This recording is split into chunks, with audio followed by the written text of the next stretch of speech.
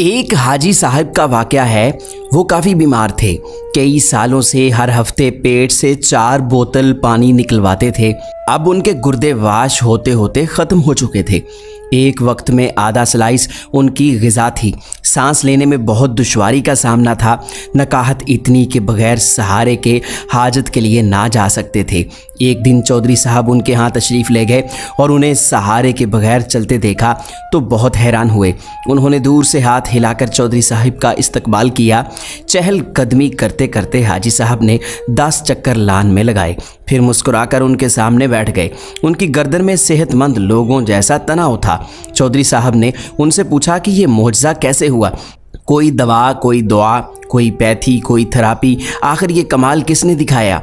हाजी साहब ने फरमाया, मेरे हाथ एक ऐसा नुस्खा आया है तो सारे डॉक्टर हकीम बेरोज़गार हो जाएं, सारे हस्पताल बंद हो जाएं और सारे मेडिकल स्टोरों पर ताले पड़ जाएं। चौधरी साहब मज़ीद हैरान हुए कि आखिर ऐसा कौन सा नुस्खा है जो उनके हाथ आया है। हाजी साहब ने फरमाया कि मेरे मुलाजिम की वालदा फौत हो गई। मेरे बेटों ने आर्जी तौर पर एक 6-7 साला बच्चा मेरी खिदमत के लिए दिया। मैंने एक दिन बच्चे से पूछा कि आखिर किस मजबूरी की बिना पर तुम्हें इस उम्र में मेरी खिदमत करना पड़ी? बच्चा पहले तो खामोश रहा, फिर सिसकियां भर कर बोला कि एक दिन मैं घर से बाहर था, मेरी अम्मी, अब्बू, भाई, बहन सब सैलाब में बह गए। मेरे माल मवेशी, ढोर डंगर ज़मीन पर रिश्तेदारों ने कब्ज़ा कर लिया। अब दुनिया में मेरा कोई नहीं।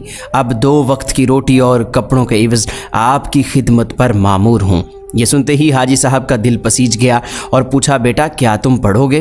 बच्चे ने हाँ में सर हिलाया। हाजी साहब ने मैनेजर से कहा कि इस बच्चे को शहर के सबसे अच्छे स्कूल में दाखिल करवाओ। बच्चे का दाखिल होना था कि उसकी दुआओं ने असर किया। कुदरत मेहरबान हो गई।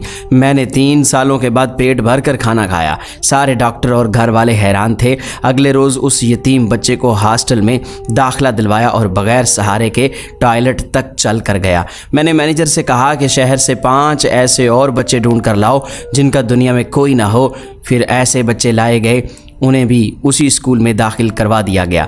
अल्लाह ताला ने फजल किया और आज मैं बग़ैर सहारे के चल रहा हूँ, सैर होकर खा पी रहा हूँ और कह के लगा रहा हूँ। हाजी साहब सीना फुलाकर गुलाब की क्यारियों की तरफ चल दिए और फरमाया, मैं अब नहीं गिरूंगा जब तक ये बच्चे अपने कदमों पर खड़े नहीं हो जाते। हाजी साहब गुलाब की क्यारियों के करीब रुक गए और एक अजीब फिक्रा ज़ुबान पर लाए। कुदरत यतीमों को साए देने वाले दरख्तों के साए लंबे कर दिया करती है।